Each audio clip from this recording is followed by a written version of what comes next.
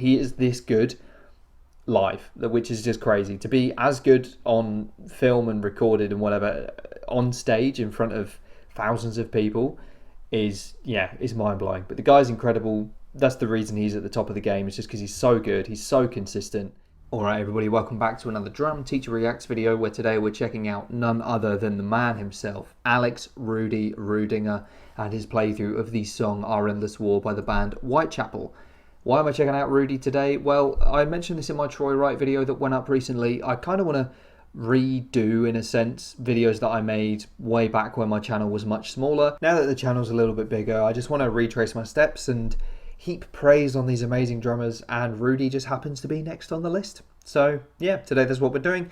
Checking out again a Whitechapel song just because I like Whitechapel, in case it wasn't obvious. Yeah, I think that's all there is to say. Like the video if you enjoy, go and like the original, it's linked in the description. Follow both Alex and I on Instagram, again, links in the description. Take it away, Mr. Rudi Rüdinger. Here we go.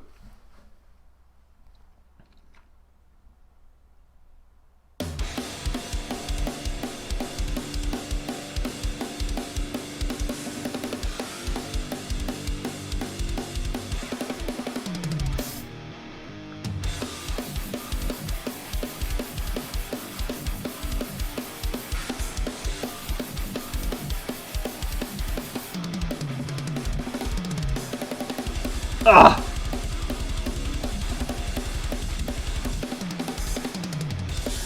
Jesus.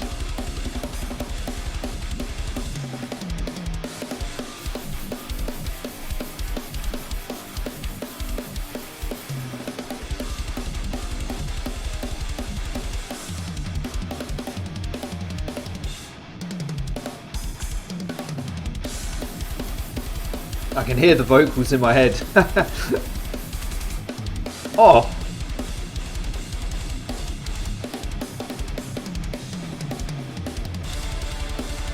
Alright. While Phil Bozeman sings in my head, rather, what's the word? I don't know what the word is, but yeah, March at Sundown upon Capitol Hill. Didn't that kind of happen recently? Anyway, Rudi, let's talk about Rudi and certain things and aspects of his playing that I absolutely love. So first and foremost is the fact that he is perfectly ambidextrous. Like he has no problem leading with his left hand. His technique is just as good with his left hand as it is with his right, to the point where I don't know which hand is his weaker, because they are both just insanely good. His technique as well, the way that he plays softer notes with just wrists and fingers for the most part, and conserves his energy in his elbow and his arms for the accents, although he's beating the hell out of that crash. Like, this song is fast, it's very difficult, it's very high energy, and he is not letting up. He's not taking any shortcuts, he's not doing this, he's not making it any easier for himself, and I really respect that about him. I mean, that's the reason that he is at the top of the game in terms of touring and session metal drummers. I mean, who else is there that's really up there in terms of session drummers alone? Can't really think of anyone.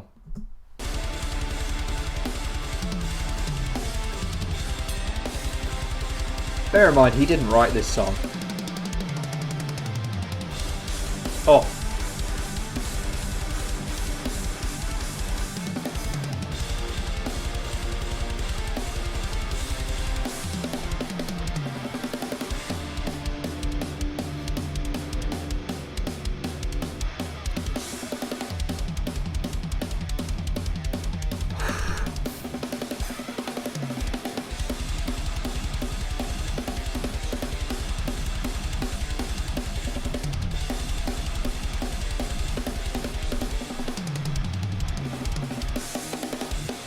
Oh my god.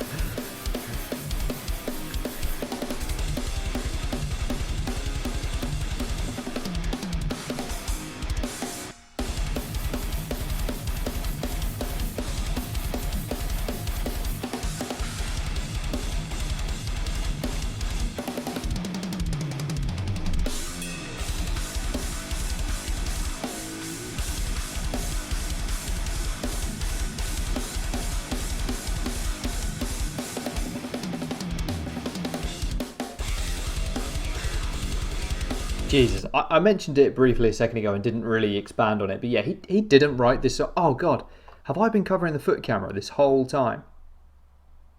I have, haven't I? Oh, I'm going to move me. I'm so sorry. There we go. I can sit this side and now you can see the foot camera for the rest of the video. I do apologise. Yeah, I mentioned it a second ago. He didn't write this song. Ben Harkleroad did.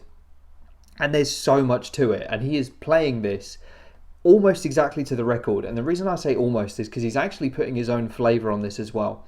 And there's been a couple of times where he does what I would call like a very much an Alex Rüdinger thing, like a Rudyism, if you will, where he ends fill-ins with like a triplet roll on the snare just to make the song feel odd, or like to just give one bar of like a bridge outro, for example, just to give it a slightly off-tempo feel, and it messes with your head. And he does this all the time. He does it, and I'm not saying he overuses it at all, but he does it on this song.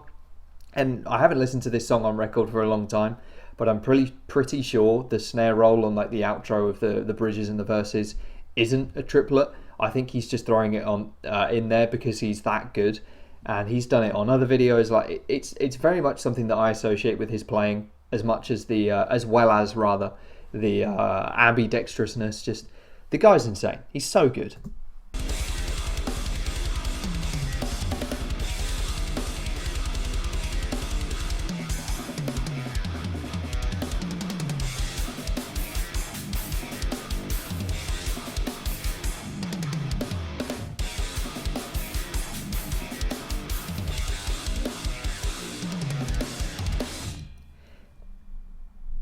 Let's take back.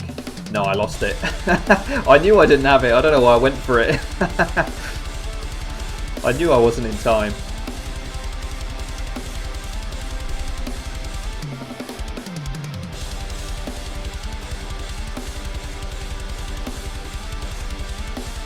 We the people have spoken against.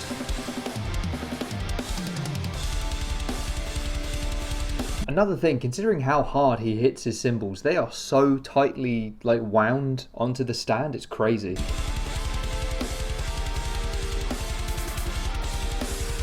Oh!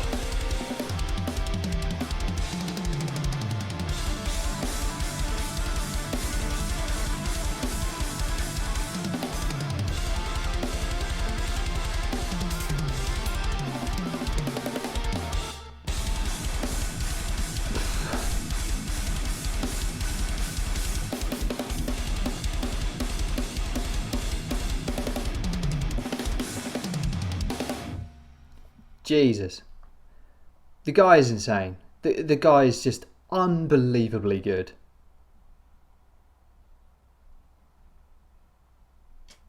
I'm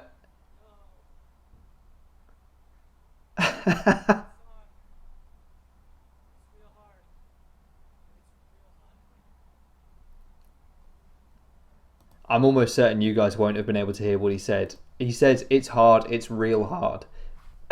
It's hard, it's real hard. If you get the chance to see Alex play live with whoever, it doesn't have to be Whitechapel. Obviously, it won't be Good Tiger anymore.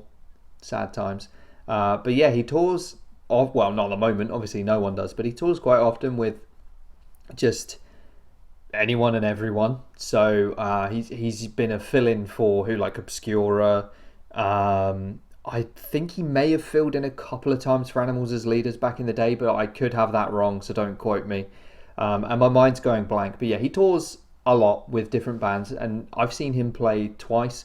Once with Whitechapel, once with Good Tiger, and I would love to see him again because he is this good live, which is just crazy. To be as good on film and recorded and whatever on stage in front of thousands of people is mind-blowing. But the guy's incredible. That's the reason he's at the top of the game. It's just because he's so good, he's so consistent, and his technique, I kind of mentioned it earlier, but the way that his technique with softer notes, so like the wrists and the fingers, and then the accents coming from his elbow, it's something that when I was like 5-6 years ago, when I first discovered his channel, back when he had the top knot, or the man bun thing, whatever you want to call it, it's something that I hadn't really considered because self-taught drummer for the most part, never really considered things like technique. I just wanted to play drums, and watching Alex made me reevaluate how to approach the instrument and how to get better, because I had hit a wall quite early on because I just hadn't learnt properly and I hadn't studied properly. So drummers like Alex very much so helped me improve. I'm not at his level. I'd like to think one day I could maybe get there, but probably not, because he's that good. But yeah, from me to Alex, thank you for being not only a source of inspiration, but for actually showing me the value of having good technique, because he is one of the drummers for me that kind of made me realise that I might not ever be as good as he is, but I can go some way to getting there if I just emulate good technique, hit hard, and just, I don't know, I've lost my train of thought. But anyway, thanks Alex for being an inspiration and being a great role model for me in my formative drumming years. Thank you all for watching. Leave your suggestions and requests in the comment section down below. I will get around to them eventually. Closing in on 15k subscribers, which is mad. But yeah, hope you're all safe and well. See you next time.